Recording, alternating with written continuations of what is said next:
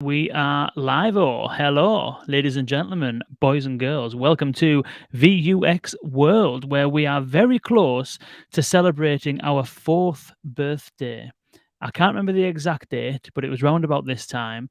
So we've been at it for 4 years and going strong, going very healthily over the next couple of months. We've got a jam-packed schedule. I think we're doing 2 podcast shows a week, starting today with a phenomenal discussion, as I'm sure it will be, with Rana Gujral of behavioural signals, and yeah, we're just going to get motoring, and so we will get on with that conversation very shortly. But first, a quick shout out to our presenting sponsors for this episode of VUX World. It is Deepgram and Symbol AI.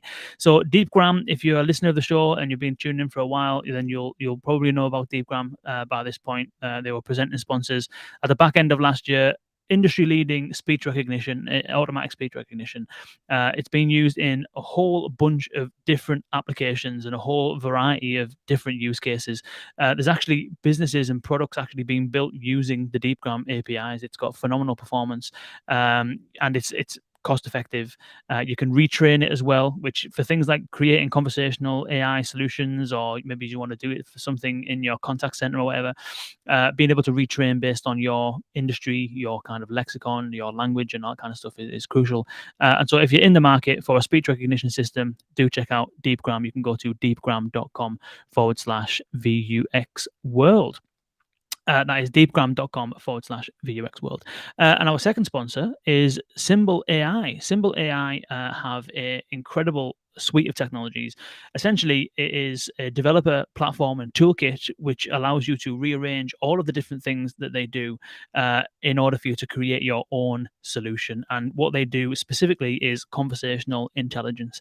And the possibilities with Symbol AI are absolutely endless. I mean, one of the use cases they have is that the technology will sit inside a call, and when you're doing automated outbound dialing, and what it does is it listens for answer phones, and if it recognizes an answer phone, it'll just skip to the next call. There's a whole bunch of stuff that it does. There's so much data in the conversations that you have, as we're going to find out today as well. There's so much data in the conversations you have, and Symbol AI allows you to get to it, extract it, and make use of it. You can create agent assist capabilities with it, a whole range of stuff. I would definitely recommend that you check it out if you're involved in anything to do with call centers, contact centers, or trying to extract information and intelligence from the conversations that you have. That's symbol.ai, symbl.ai. Thank you very much, Deepgram and Symbol. And if you're not subscribed to VUX World yet, I may as well plug one more thing.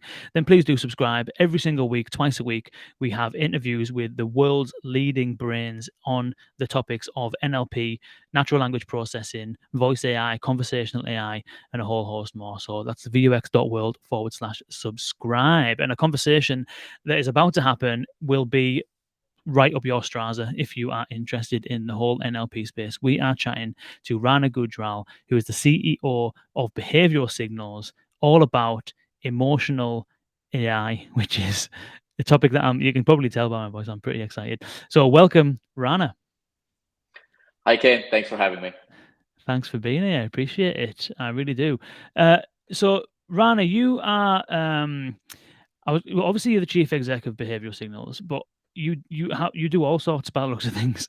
You're an investor, you're a writer, you are a mentor, you do a whole bunch of things aside from Behavioral Signals. But so maybe we can start with an introduction to yourself, and then we can follow on that with an introduction to Behavioral Signals and what you do. So first of all, tell us about yourself. What's your what's your career been like, and how did you get to creating Behavioral Signals? Yeah, for sure. I have to say, I mean, I've had the fortunate experience to be a part of several iconic product journeys. During the early years of my career, I worked at Logitech, Kronos, among others, where I was involved in the development of some best-in-class products, which enjoyed tremendous commercial successes. One of the most exciting ones was the precursor of Chrome Stick. Back in the day, it was called Google TV. Wow. And in 2012, I was recruited to be part of a core turnaround team for an iconic company called Cricket Inc. And at Cricket, I led the initiative to build the first of its kind innovative products for the DIY community, and affected the turnaround of Cricket's EBITDA from a negative 100 million position, which was when we took it on, to profitability plus 12 mil. So it's about 112 million movement in EBITDA in a little bit over 2 years. And so, long story short, I mean, Cricket did its a successful IPO in 2021 at 4.4 billion valuation. So, great success story. Wow. I also founded a SaaS company called Ties back in 2014, where we built some early machine learning models to predict the commodity prices in the future. And we set out to improve archaic business processes for a very well-established industry, which was a specialty chemicals market. We went after, we built a specialized vertical SaaS for that. And it was an opportunity to create immediate value in a sector screaming for innovation. And we enjoyed rapid growth. We got acquired by Alchemy in 2016. And then I came on board as a CEO at Behavioral Signals in December 2019. And it's been an exciting journey since then. Wow. Interesting. You said you enjoyed rapid growth. It doesn't always. I imagine there was some pressure involved in that Mhm. as well, though. Was it all entirely enjoyable? Or I imagine that when you grow so fast, it's quite difficult to keep up with things. How was that experience? Yeah, I mean, um, the journey at the end of the day, you reminisce with a lot of, a lot of love and, nostalgia, and you're excited for those memories. When you're in the process, certainly, there's a lot of ups and downs. You got to go through the troughs. Uh, and Ben Horowitz's famous quote is very true. Like, as a CEO of a startup, you sleep like a baby. That is, like, you cry yourself to sleep every night. And so there's a lot of excitement. I'd say it's not always good excitement. You're building something which is not predictable, and there's a lot of variables that you don't control, and there's exciting successes and completely devastating failures. I'd say it's still enjoyable, and hence here I am. I'm still doing it. It's a journey that matters, and I love it. Interesting. And what was it that we don't usually get into this kind of questions, but I'm just Mhm. generally curious about how, Yeah. at Cricket you were minus 100 million, turned things around in a space of 2 years to plus 12 million, $112 million turnaround. What were some of the core things do you think contributed to that?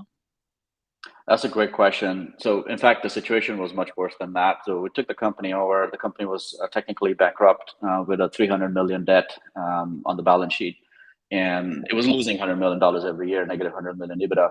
And revenues had shrunk from close to almost 400, 500 million back in the heyday to 30 million. So the company was going to close.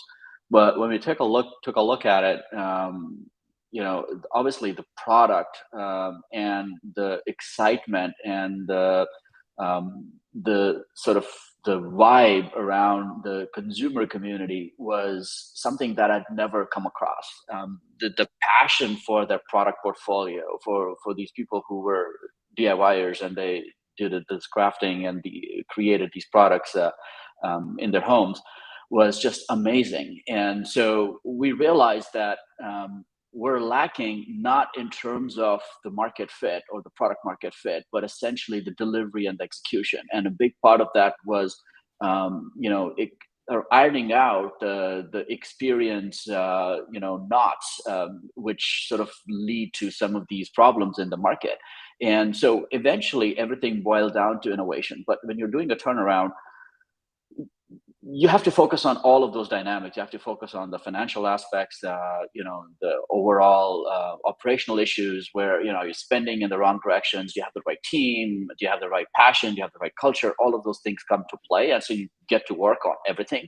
But we also realized that none of those are actually going to fix this company. I mean, they could make a small dent here and there, but I mean, in order to really get this back to life, you'd have to do something massive, something big. And that something big has to be technology innovation or product innovation, bringing an experience to the market that market had never seen before. And so we set our sights on an experience that didn't exist in the market. I mean, to build a product that was fully automated, was almost robotic. I mean, at a set of a dial, that machine could sort of pre-calibrate a whole complex set of variables for a different set of materials, and deliver that almost like out of box, like just like people use a washing machine today. You don't think about, hey, should I set the temperature at X, Y, or Z? How many spin cycles do I need for my whites? Just set it at whites and the machine figures it out. And so, but this machine is obviously much more complicated. It was a mechanical robotic device. And so we're told it's not possible. We said, okay, well, let's see if it's possible. And at the end of the day, we were able to do it, and that did it. And that was the reason why, that succeeded. Long story short, the company is worth $9 billion today, from its IPO last year at $4.4 billion valuation. Wow. Wow.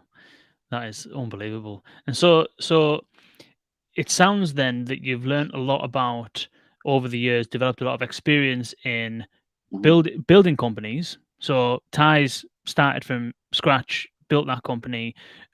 Cricket kind of took over at a point where it sounds as though it was in fairly kind of despair. So not only experience in building companies, but also experience in getting into companies that are in a bad way and turning them around. You could probably say that that's maybe similar to building a company, because, as you said, you had to basically scrap everything and build You a have to whole new rebuild. product. Yeah, yeah. So what was it about behavioral signals then that interested you, and why the move there? So it started in 2016 by the looks of things. You took over in 2019. What was it about that company that kind of resonated with you? Why did you fancy that?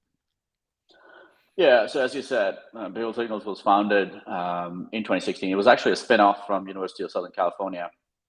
The core technology was developed at the Sale Labs in USC, and it is a company with an unprecedented technology, which when I came across, I was just bowled over. I mean, that was the hook. I mean, what we do is we enhance communication between humans and human to machines by deducing intelligent and actionable insights from voice using deep learning and NLP. And it's essentially going behind or beyond the spoken word and focusing on the intonations and tonality and pitch and tonal variance, and from that extracting a whole variety of very advanced signals, I mean, emotion signals, behavioral signals, and some very advanced classifiers that potentially you could call as intent signals. For example, predicting what a participant in a conversation will do in terms of an action, obviously based on the context of the conversation. So would they buy or not buy, or pay or not pay, or for that matter, if it's a conversation between, say, a immigration agent and a visitor, will they overstay or not, etc. So you could do that. And so we sort of we looked at this whole aspect of going beyond the spoken word and processing these intelligent insights from that. And if you sort of laid out, the use cases and the possibilities are endless. I mean, it's like you could build a dozen successful companies out of that core tech, and if the technology actually works. And so I mean, the ability to make an impact with that core tech is what I sort of look at as NLP 2.0, which is, I mean, if you look at the large spectrum of NLP landscape today, or for that matter, conversational AI landscape today, for the most part, most of these systems in use today are really processing the audio in a way that they use a speech to text, convert the audio into words, and then they're really trying to decipher all of the meaning and intelligence from the words being spoken. And that is obviously effective in many use cases, but you're also leaving a lot of intelligence on the table.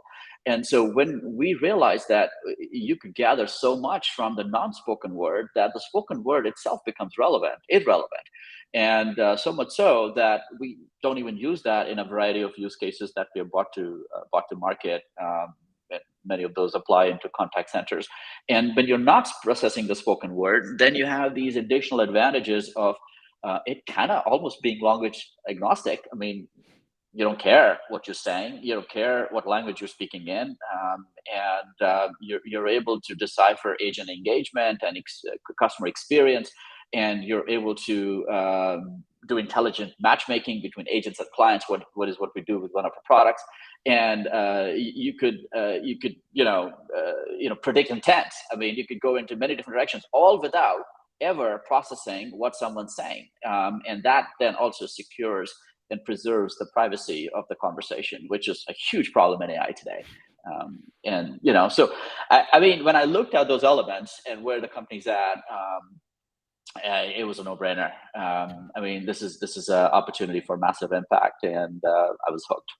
Wow, that's so interesting because you hear a lot of times, often, well, not often actually, it's not very often, but over the course of doing this podcast, we've Mhm. had many conversations with companies that say things like, you know, there's so much data lost when you take the audio. I know Speakeasy, Frank Schneider from Speakeasy, always kind of says that if you strip away the audio and you're just left with the text, you lose a whole bunch of information. So from behavioral signals point Yeah. of view, what is it that you lose when you just take audio and turn it into text? What else exists in the audio that leads to some of the use cases? We'll get into the use cases in a moment, but like just high level wise, what's some of the data that exists in the audio itself that you lose when you just translate it into text? Yeah, I mean, I think that's a multifaceted question. Let's start with sort of the core tenets of emotion AI, or behavioral AI for that Hmm. matter, right? Hmm. So, I mean, we as humans project out a lot of affect signals, which is the technical term for emotion, in terms of how we're feeling, whether it's passion, anger, sadness. And there's also a bunch of behavioral signals which are translated from the emotional cues, which are like, am I engaged or am I disengaged? And so when you talk about affect and emotion signals, we project that through a variety of different cues. As humans, we do it through facial expressions or body language, by saying something or by not saying something, and also very much so by tone of voice. And our particular focus as a company has been around deducing emotions exclusively from the speech aspects and the tone of voice, and we do it through the focus on tonality, not just what you're saying, but how you're saying it, and the emphasis behind the words, with a specific pitch and focus around how you're emphasizing a few things. So, I mean, the question is, why focus on tone of voice? Primarily because it is one of the most superior tenets of deducing affect. Professor Krauss was a very well-known researcher from Yale, published a very famous paper in 2017 where he actually benchmarked some of these various modalities. His famous test was, took a piece of video, a small snippet of video, and he turned turned the video off and just processed the audio portion of it, and benchmark emotion or behavioral signals that came out of it. And his obviously the hypothesis there was that, hey, I'm going to use one modality, then I'm going to combine with a second modality, and my level of accuracy should improve because now I have more data. And so the second test was to use the video, turn the video on, and also look at the signals from the video, and then combine that with the signals from the audio. And what he found was that his accuracy actually took a nosedive. It went down. And he was Mm. really surprised by that. And that was the whole premise of the study, is like, how is that when I'm looking at someone and hearing them, I have a inferior read on how they're feeling versus when I'm just listening to them. And the issue with that is that when you're looking at someone, you're getting a lot of false reads. I mean, we as humans have a very good ability to mask our emotions on our faces, and so if you're feeling X, we're reflecting Y through our facial expressions.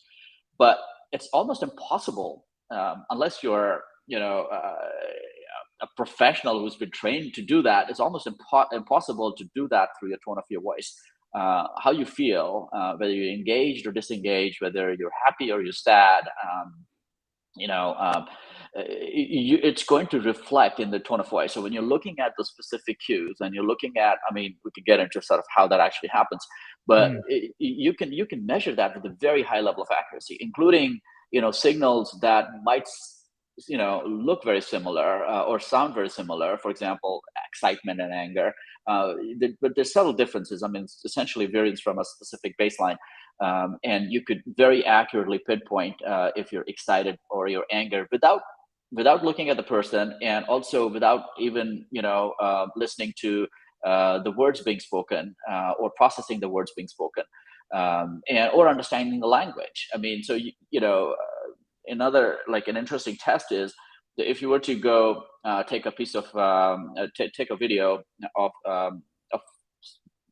any video that a snippet in a foreign language that you have absolutely no idea about, or actually to take a snippet of audio with an audio in a language that you have no idea about. You can't understand a single word, and obviously there's no facial expression, and so there's no video, and there's no closed captions. You're just reliant on that foreign language audio, and force yourself to think about to distinguish those subtle signals. It's like, I'm going to see if I can deduce, my brain can it deduce anger versus excitement, and you can. And so the question is how, and that's what we've codified. And so you don't need any of those crutches.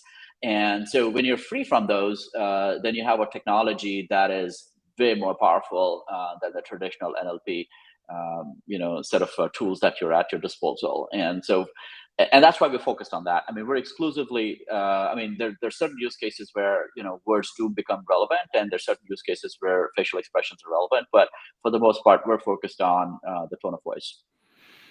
Interesting. That is so interesting because I wonder, because it's true, even humans do that. I think humans can get a better read for someone's kind of emotion. I mean, it's obviously you see someone like with a scrunched up face that looks angry. It's obvious, but when you have a phone call with someone. Remember when we used to have phone calls without FaceTime? Remember those days when you just have an actual audio phone call with someone? And you can sense sometimes, can't you, whether something's not quite right? You know what I mean? Someone will say hello, and you say hello, how you doing? Yeah, I'm fine. And then you can just pick, are you all right? You say, you sound a bit down, or you sound a bit sad. So Mhm. it's almost like, and it's easier to do that, I think, than it is to watch a video of someone on a FaceTime, and because, as you say, people can mask their face, but at the same time, when it's just audio, there's nothing else, and you can focus on it a little bit more. Do you think that's partly what it is? Is that, but I don't suppose a machine even cares. But is it because of that? Is it because with audio, purely audio, there's no other distractions to interfere with it, like Well, visuals and stuff like that? partly yes. I mean, but I'd say more than the distractions, it's less false alerts, right? So you're looking at facial expressions, and you're getting a false read for the most part. Your brain's telling you that the person's engaged or disengaged, but the facial expression tells you otherwise, and so then you're confused, and as a result, you don't really have a very accurate read. And so that is a real big problem. I mean, even today, um, you know, some of the best salespeople out there, and professional coaches insist on the first interaction to be a phone call, not a video call, not a Zoom call, not an in-person meeting, but we're gonna talk on the phone. And Interesting. you have an hour conversation, hour and a half conversation on the phone. You're really sort of like, have this sort of visceral connect. I mean, you're really connecting purely based on the voice, and you're obviously, your brain's processing all the tenets of NLP and NLU, so you're processing the language, and you're processing the words, and most of the tonal processing happens behind the scenes inside your brain. I mean, and that's where you're sort of getting those instant reads. And so we've sort of taken it even further. We'd say, not just audio, forget the spoken word. We don't even need the spoken word. We can get all the intelligence that we need to, just by understanding the tonal variance. And like, think about how a baby speaks to you, or converses, or understands what you're saying, or for that matter, animals, or dogs, right? I mean, if you've had a dog, you understand it. I bet he understands everything. And like, Mm. dogs don't understand your language. I mean, he's processing the tone of voice. I mean, you're saying something in a certain way, and he exactly understands if you're pissed or happy, or is that a good boy or a bad boy. They don't understand English, or for that matter, any language, right? So that's a very inherent capability. That's how babies converse. This is before the language abilities are developed. And so that's innate in us as humans. But when you're able to codify that and bring that into, a classifier that you can then implement in certain use cases, there are a lot of other possibilities that you can then go after, and a lot of use cases that you can apply it to. Interesting. So it makes me think when I don't do this anymore because the setup's a bit better now. But I used to with the podcast. I used to every time I'd record something, I would take the audio, I would put it into Adobe Audition, and I would do a whole bunch of processing on it. I used to like make music years and years ago, so part of it was just because I fancied having a dabble back in that kind of thing. Mhm, So I'll do a bunch of processing on the audio. So my voice, I would split into a number of different channels, and to make it kind of like this mic sounds pretty good, but before I used to have to try and make it sound nice, and so I would take the audio and I would cut off all of the top end so that all you were left with was is just the bottom end, the rumble, and I would make that a bit louder and compress it. So basically, if I was just trying to play that sound, right, it would. mhm, That's basically how it sounds. Exactly how it sounds, right?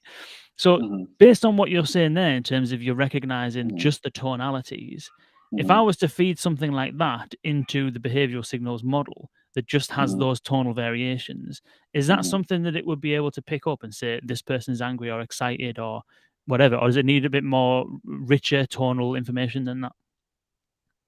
I think we'll be able to extract a lot of information from that. Obviously, it depends on what use case are we applying it to, and is that level of information effective or not. For some use cases, you like for example, one of our flagship products, the AIMC solution, which is an AI mediated conversation engine.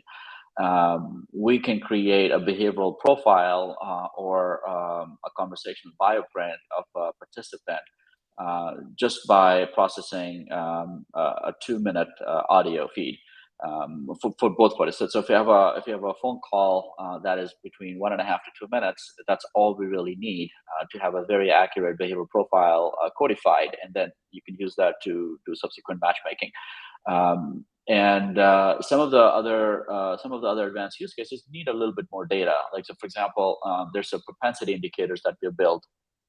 For example, predicting the propensity to pay or propensity to buy, and they require a little bit more data. But then you're actually you know going after a much higher bar use case. Like, for example, that use case allows you to predict, for example, if the customer will buy or not buy, and we could do that now. So once you have that sort of that data that you process, and you have that next interaction, within the first like 20 to 30 seconds of a call, you can make a propensity prediction, like a binary yes or no. It's not a percentage probability. It's like will buy or not buy, and that is typically 82 to 85% accurate, uh, which is pretty powerful, right? So if you Wow. have if you have a technology that can tell you um, if my debt holder will pay or not pay, or buy or not buy, with 80 to 85% accuracy within the first 20 seconds of the call, what would you do with that information? Would you change your tactic? Or would you maybe change your approach in a different way, and what would it do to your business metrics and your bottom line? It becomes really, really powerful, but you need some backend data processing to get to do that. So it's for repeated interactions. um, but like, if you're going after a more sort of a typical traditional agent assist use case, which is where you have an agent in a live conversation with a client, and you're trying to help that agent, provide agent some tools to make those interactions more effective, and help them be better in that engagement by giving them some real time real-time cues as to how the conversation is progressing. For example, helping them understand how they're doing. So typically what happens is, like in an agent client conversation, agent is focused on the client, as everyone is, right? So I'm focused on how Ken's feeling, and Ken's focused on how I'm feeling, and I mean your brain is, and so just like that, agent's focused on how the client is doing, in the sense of the client engagement. I mean, so they don't really need a AI tool to tell them that the client's angry. They can sense that, or happy, or engaged, or disengaged. I mean, unless the agent's really clueless, but for the most part, they're well trained, and they're the smart people. They know.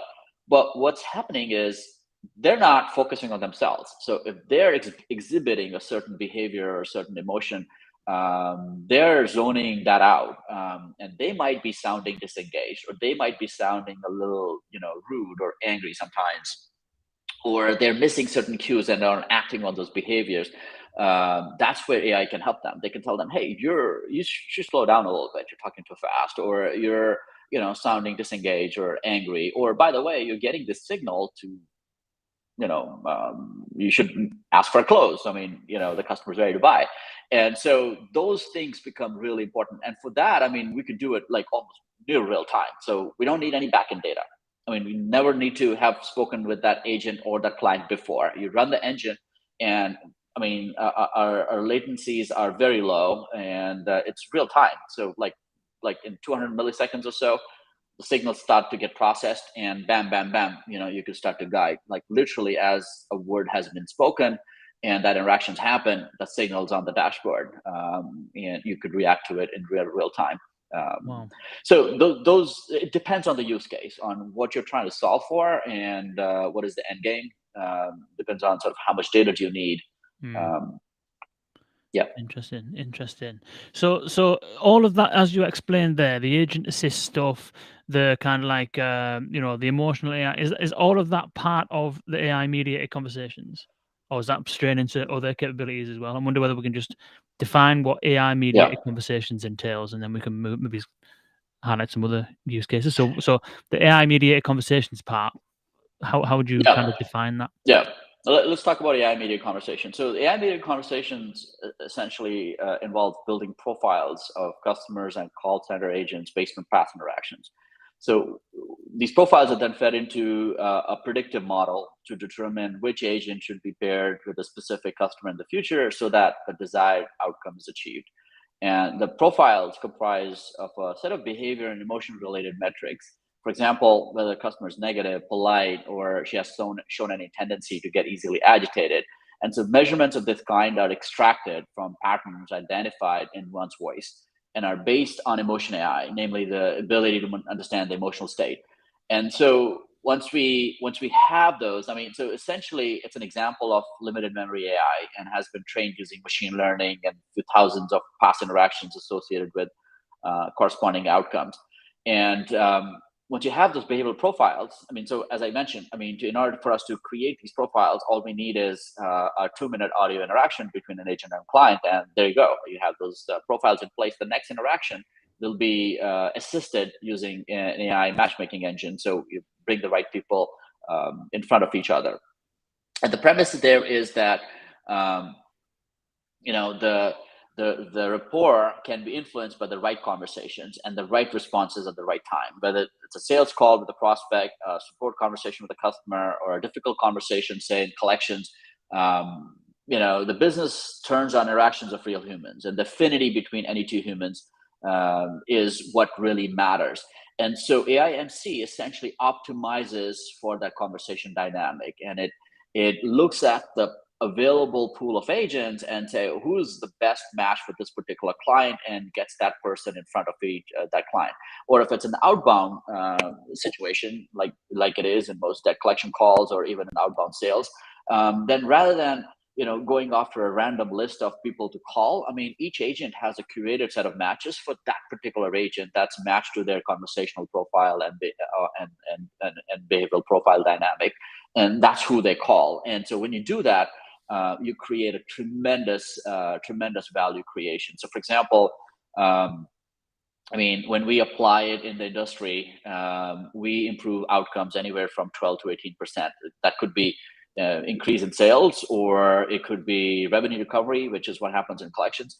And so aside from that, there's a lot of other, significant impact on CSAT related KPIs, such as customer experience and engagement, and also agent engagement, etc. And so it's really, really, really powerful. And so that's a flagship product, AIMC. We also have another product, Oliver API, which is really more geared towards OEM. And that's essentially taking our core engines and allowing other use cases to be manifested from those core engines through an API. And so someone's building an interesting solution and they want certain tenets of emotion AI or tone-based emotion AI, they could use those APIs to bring in that additional level of experience in the system. Interesting. So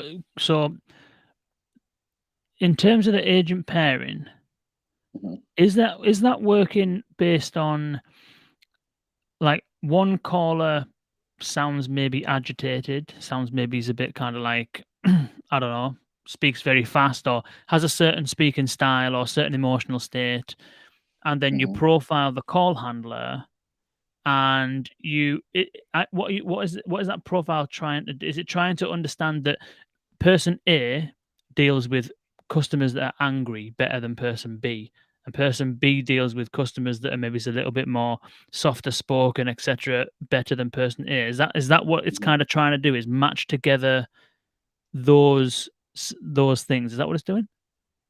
That's a great question. It affects those dynamics, but that's not what it's trying to do. It's actually trying to solve for a much bigger, much more complicated problem, I'd say experience metric. So let's take this example, right? So we've all been in conversations where it could be a complex or a tense conversation, or it could be a conversation with someone we don't even like, but the conversation itself flows really well. It goes great. I mean, there's a flow and a rhythm in that conversation, and you have a great. It may not be a pleasant conversation, but you have a great conversation because of some reasons, and we don't understand why. And then there are other situations where you're talking to someone, and it's a neutral discussion, and it's a safe conversation, but you're struggling to communicate, right? Your wavelengths are not on the same. Your rhythm's not on the same wavelength, and there's no flow to the conversation, and you're struggling to it. So the question is, why does that happen, right? So we all speak and converse in a unique manner, and it's a factor of a variety of different variables and attributes, like ranging from how fast do I speak, or slow I speak, how much energy I exude, how do I behave with other person's utterances, like do I interrupt or do I listen, and am I really sort of focusing on certain sort of tenants, and how do I react to that? It's a complex set of factors, but when those wavelengths match, you have a great conversation. That's it, right? I mean, I'm not talking about a happy or a sad conversation, but you have a great conversation. I mean, and you feel good about the conversation dynamic. That's what we are trying to optimize. So the premise is really simple. When you curate good matches that between the conversational rhythms, you improve the conversational dynamic, and you have great conversations. And if you have great conversations, more than likely you're going to have a great outcome, whatever the business outcome is hinging on that conversation.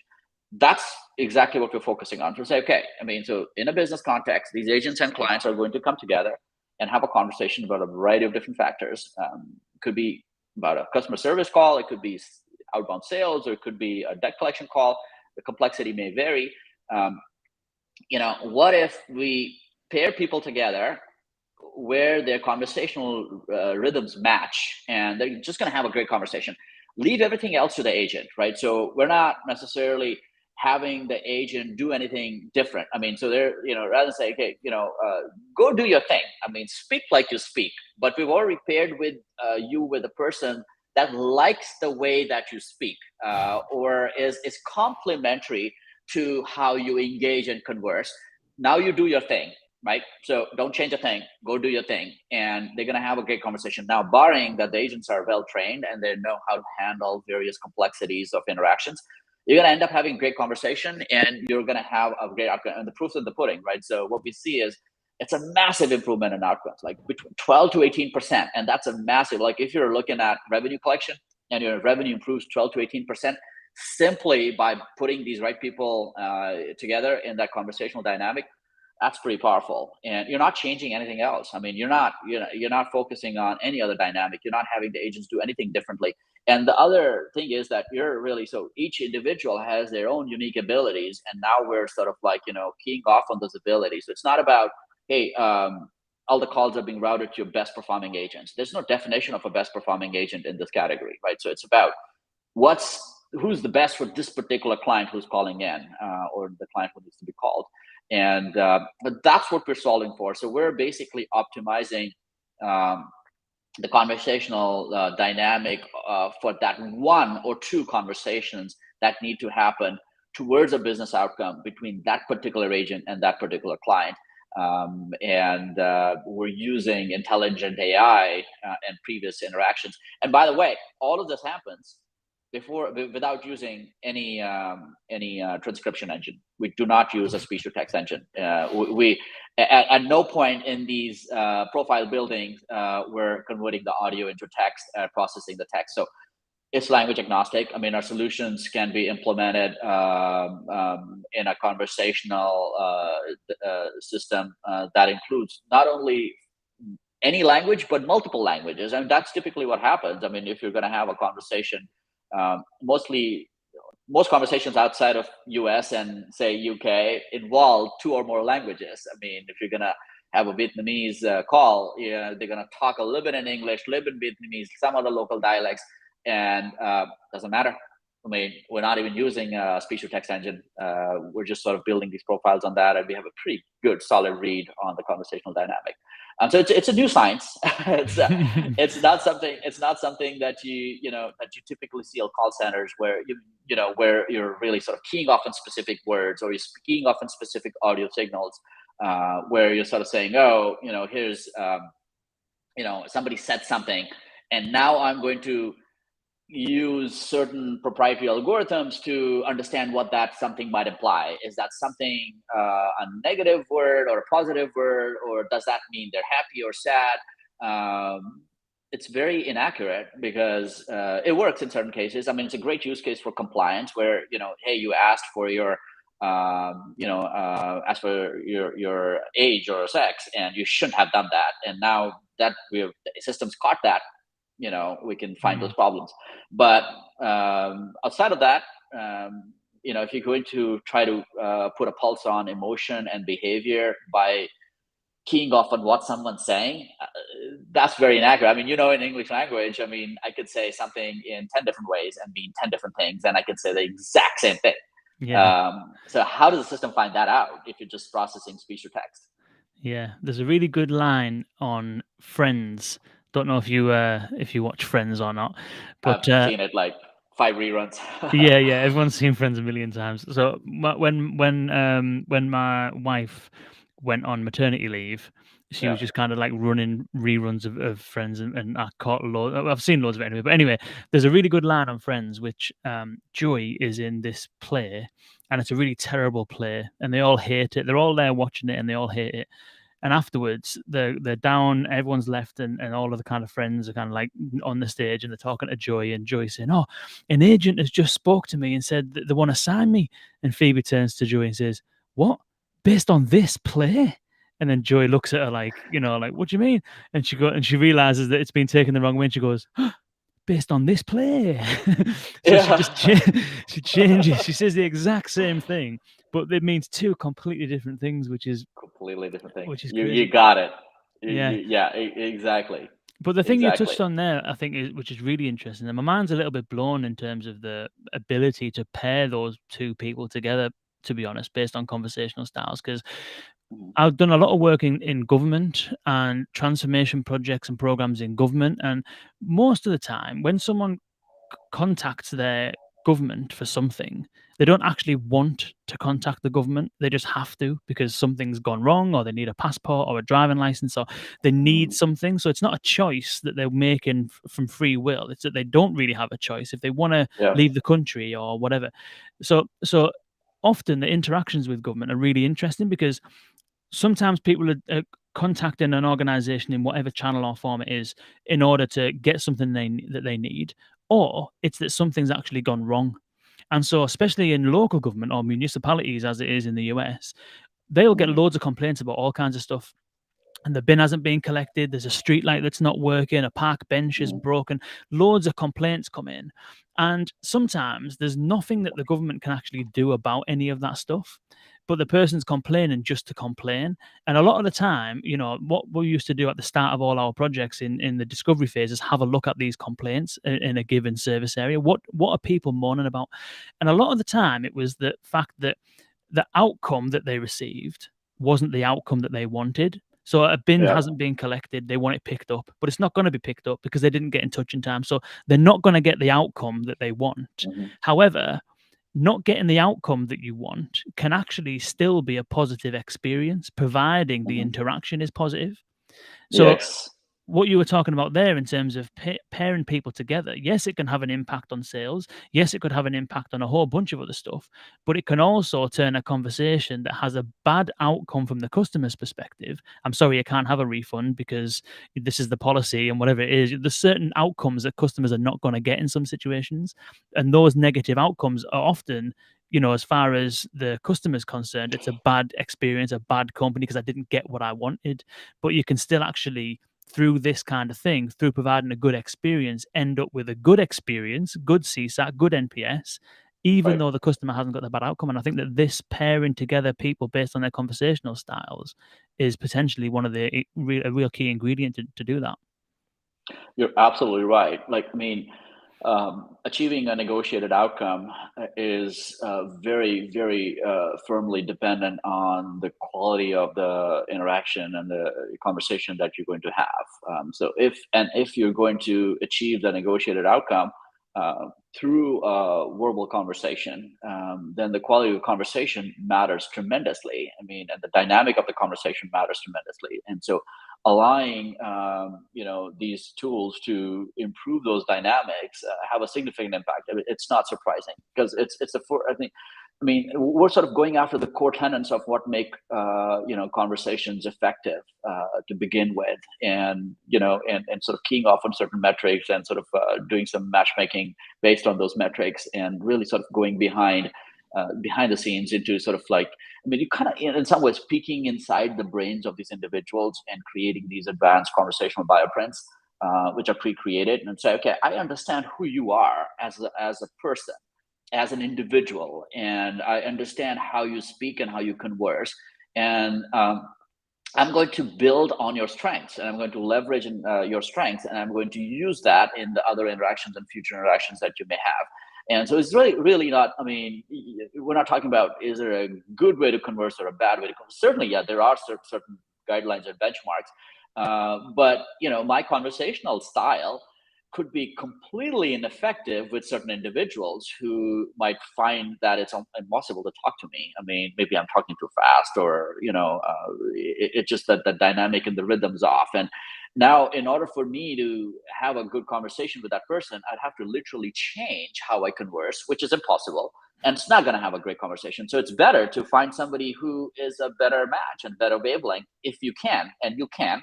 You have a choice in a contact center, and so these are advanced level tools. I mean, I think what people find it mind-boggling is that in still many contact centers today, for the most part, and I'm talking about multi-billion-dollar companies. I mean, they don't even have a basic NLP engine in place, right? Mm. So it's very rudimentary. So for a lot of these companies, I mean, they're like, wow, but we're not even doing X, Y, and Z. And so, but sometimes you'd say you don't need to do those XYZ anymore because you have these newer tools at your disposal. You could go after something that creates value without the bulk, without sort of the complexity, and significantly improve your operations. Yeah, so it's it's very powerful. Interesting. How do you kind of like, when it comes to that sort of like enterprise side of things, you've got, I mean, what am I trying to say? Sometimes the kind of people that run contact centers, they kind of know that you know AI is there, AI exists, and that potentially AI will solve all their problems if they can just find a black box to buy it from.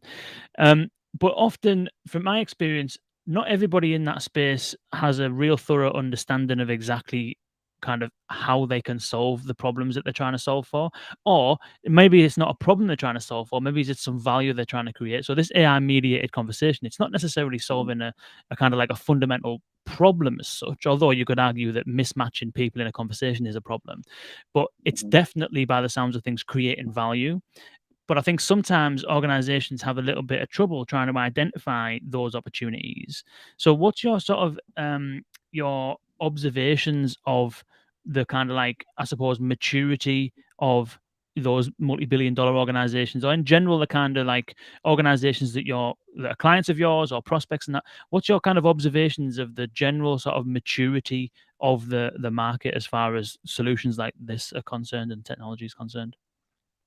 Yeah. So, I mean, there are actually certain egregious problems that are, screaming in these companies' faces that we go solve for right up front. Like, and those are typical issues that you face in some of these sectors. Like, in a typical contact center, we'll go into the specialized aspects of, say, maybe debt collection later. But in a typical contact center, average handle time becomes really crucial. And also first call resolution is very important, which is the AHT and FCR metrics. And you have these situations where you have a limited number of agents. Obviously, it's cost. I mean, most are trying to reduce the number of agents and pushing them more towards automated systems, chatbots, this and that. But at the end of the day, you're trying to optimize for those interactions. Your average handle time is a direct impact on your cost. And so if you're going to have a conversation that struggles, it's going to take longer. I mean, it's going to take more time to resolve. So if you have a good conversation, you get to an outcome quicker, faster. Everyone's happier. Everyone's feeling better about it, and you're reducing your average handle time significantly. So we've been in situations. We actually, I can't name the company, but we recently looked at a deployment where it's a major bank, well-known bank. The average handle time is 4 hours. Yeah, it's What? like, wow, 4 hours, and they're like, What? yeah, that's our average. It's like, well, that's just crazy. Sorry, not the average handle time, the wait time before Oh, right. Oh my God. an agent would pick the call up, and that's because the average handle times are much longer. So the available agents are taking a lot longer, and so the rest of the clients are waiting in the queue for 4 hours. So if you optimize that, it not only affects the average handle time, but also the wait time for the callers. And also, it impacts other FCR metrics. Like, so for example, in debt collection, uh, there are more industry regulations that are coming to market, where you're prevented from calling the client more than a certain number of times, by law, right? So you could have maybe one or two interactions. It depends on the region in terms of, sort of how many interactions that you can actually have with a client. And beyond that, you can't call that client again, because it's considered harassment. And so now, you have to resolve the situation in those limited number of interactions. These tools become really important, right? So every call matters, every interaction matters. You have to optimize for that interaction. You can't just sort of say, I'm gonna randomly put a person in front of that client, and if that doesn't go well, I'm gonna just, like, call that person 20 other times. No, you can't now by law. I mean, even in practical terms, it doesn't happen because people get those numbers blocked, and you stop responding. So those metrics mattered before this regulation, but this new sort of guideline regulation makes it even more challenging. And so now you have to use some of these technologies to, optimize for those interactions. So those are, real problems. But outside of that, a lot of these industries, work on razor thin margins. I mean, if you're talking about debt collection and revenue recovery, razor thin margins. I mean, you're working off on. I mean, you're buying that debt portfolio for some pennies on a dollar, and you're looking to maybe get another 5 cents, 10 cents on that each engagement, and so it's very complex. And so now if you have a solution or technology that comes in and like within the third or the fourth month, it's delivering you a 12 to 18% improvement in revenue, that's a huge deal. I mean, it could become, a difference between how you compete in the market versus profitability and sustenance. And so I think those issues become really, really important. Now, I mean, the cherry on the cake is improving the engagement and experience metric. I mean, your clients are happier, your agents are more engaged and more satisfied with their performance, and your experience metrics go higher. In general, it's a win-win for your NPS, which is not an issue not something that the debt collection agencies track. They don't care about NPS, but everybody else does. I mean, that contact center is a key center point of how those NPS metrics play out. And so it becomes it's hyper personalization. So I mean, look where the future is headed. We're gonna digitize most of those interactions. You're going to have most of those interactions be solved for in in non-interaction, non-vocal based interactions. I mean, so it's chatbots and this and that. But there's certain interactions that have to be in person, have to be, with a live agent, live person, and most of the complex conversations, they'll be far in between and they'll be frequent, and every interaction will matter. So you're going to be looking at hyper personalization. So this is the category you get into where you're not only optimizing for that dynamic elsewhere, but you're actually hyper personalizing that interaction for that one individual, that one person who matters. And I mean, think about it. I mean, what you're really trying to do is, like, let's say if let's say if you have a behavioral psychologist in the company, or army of behavioral psychologists in a company that are listening to each agent and have a good sense of how each agents behave and interact. And you're also doing the same for each client. You're listening to each client call, and then you're live, deciding who should speak with who. It's almost, I mean, it's a fiction. It can't happen, but that's what this technology makes happen. So these AI engines can do exactly that at infinite scale, at a very cost-effective manner, and the results, impact pretty much all CSAT metrics. Wow. That's unbelievable. I know we're up on time. I've got one more question if we have time for it. Yep. Sure. So I've been thinking a lot since the new year about the ethics in AI, and I had a chat with Mark Bernstein from Balto on his podcast, Reimagining the Contact Center, a few weeks back, and there was this video of Tony Robbins, and he was talking about an old sales job that he had, and essentially it was a job where he was going to people's houses, knocking on doors, trying to sell music subscriptions for tips. And the idea was that once you get through the door, it's like Spotify but analog, right? So it's like a big suitcase full of tips, and the idea is that you kind of sell the customer or potential customer on the fact that they can have all of the music that they would ever want, and then all they need to do is just give them a call and they'll send some tips. And there was all kinds of techniques that he used to get the customer to basically agree that it's good value, good pricing, all that kind of stuff. And at the very end of the conversation, the customer was saying, well, the only thing is I don't have a tape player. And basically he used all of these like little, are you sure you'd buy it if you had a tape player? Oh yeah, I would definitely buy it. Are you sure it's a good price? Yeah, it's a good price. Are you sure I did a good job? Yeah, you did a good job. And then basically he pulls out a tape player at the end and he says, if you subscribe, I'll give you a tape player. And it's obviously a lot more advanced than that. I'm just kind of like, rushing through it basically, but it's a really good video. But essentially what it is a bunch of these sales tactics and psychological kind of like hacks, I suppose, where he's got someone to commit that they would definitely buy, but the only thing is they don't have a tape player. Then he gives them a tape player.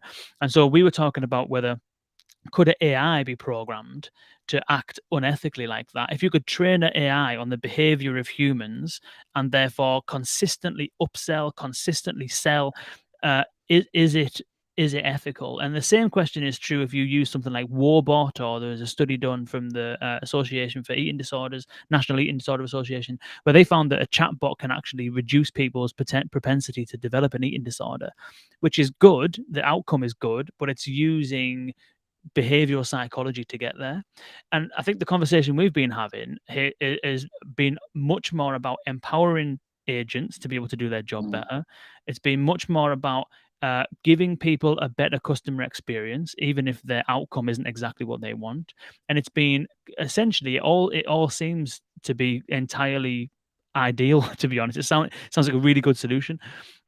But I suppose the question is, what's to stop in a company who may not necessarily have that degree of ethics using technology like this, not necessarily today, maybe it's in 5 years time or whatever like that, using it for to do things or persuade people or to act in a way that is not necessarily in the user's best interest?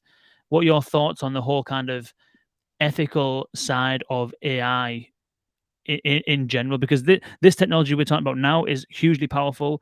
There's all kinds of other technologies that are massively powerful. In the wrong hands, they could be powerful in a negative kind of way. What's your general sort of thoughts on that from the ethical AI standpoint? Yeah, look, I mean, I think, what we need to first off, like, sort of look at, AI in perspective of sort of the general sort of society we live in, and the value system that we sort of adhere to. AI is a tool, right? I mean, the core purpose of AI is essentially to uh, do what humans do today better, and do it maybe just as good as humans, maybe better. I mean, in some cases, you do it better than the humans. But it's really sort of replicating those certain complex tasks that today humans do better, or certain or are beyond the grasps of non-humans or machines or software systems. And so if you have a company that engages in unethical behavior or uses certain tools for manipulation, um, you could absolutely use AI tools to make your systems more effective, and cause more harm, because it's a tool, and a tool towards good and tool towards bad, and just like anything else, just like any other technology, just like other aspects of systems. So yeah, I mean, what we're now looking at a tool that is very powerful, and not only it is powerful, it's going to become immensely powerful in the future, and it's going to become ubiquitous, and it's going to become readily available to a lot of people out there, and a lot of companies out there. And some of these companies do not have those ethical standards, or countries or companies or societies, and depending on sort of what you're thinking about. And it's going to be a challenge. I mean, it's going to be a Mm. challenge. I mean, you're going to have to sort of look at that entire metric of sort of compliance in a completely different way. And I mean, it's a concern today, and it's going to be a concern tomorrow. You could also use this for a lot of good, and I think that's what I mean. The key things that we can do, the key measures we can take to sort of help put in certain you know uh, I'd say safety systems in place is to have adequate disclaimers. I mean, so if you're using a technology and you're using it for a specific purpose, you need to disclose that to the client, and those need to be in a more of a sort of a white box fashion. And today, I mean, the major concerns a lot of companies have using a heavily AI driven system is data privacy and security, and aspects of that in terms of sort of like how a system is being used and how that needs to be communicated. Does it comply with the regulatory framework or the mandate? And so you have new rules and new guidelines that will have to be defined. I mean, some of the things that we have right now for GDPR related aspects they're not sufficient enough to sort of tackle some of the challenges that these new AI tools will come to bring to the surface. So yeah, you're right. I mean, I'm concerned about that as well. I think so sure should we all be. And as these technologies mature, I think we need newer standards. We need newer guidelines. We also need to show leadership. I mean, the companies that are at the forefront of it need to set the right standards and lead by example. And I think all of those things we'll have to deal with. Not too far ahead. I'd say in this decade. I mean, by end of 2020, we're gonna start 2030 with a very different set of tools. Very different set of tools. Interesting. Well, I definitely look forward to following behavioral signals journey and to see where it goes. Rana, thank you so much for joining me. It's been absolutely unbelievable. Absolutely huge fan of this technology. It sounds absolutely fantastic. I really appreciate you joining us. The website is behavioralsignals.com. If people want to find out a little bit more and check it out. Any other places for people to go? Any other resources that you could send people to? Any other calls to action that you would like to give people that want to learn a bit more? I think behavioralsignals.com is a perfect place to go to, and would love to. I mean, if you're building an interesting use case that might have synergies with what we're doing, we're always. I mean, we're very research based as well, so certainly we have a very specific market focus, and we've built specific products towards those KPIs that we're solving for. But that said, we are very research focused, and we're looking at. I mean, our one of our primary goals is also to sort of push the technology in newer directions. So we're always looking to talk to new people and new companies who potentially we could pair up and partner with. So love to engage. behavioralsignals.com has contact us page. Talk to us, tell us what you're doing, and we'll get back to you. Thank you. Perfect. Rana, Thanks, Ken. absolute pleasure. Thank you so much. Thanks. And thank you all for joining us. Tomorrow we will be joined by Scotty Technologies and we will be talking about business process automation with a little help from some NLP. So do join us for that. Rana, it's been an absolute pleasure. Thank you so much for joining us. And thanks for having me, Ken.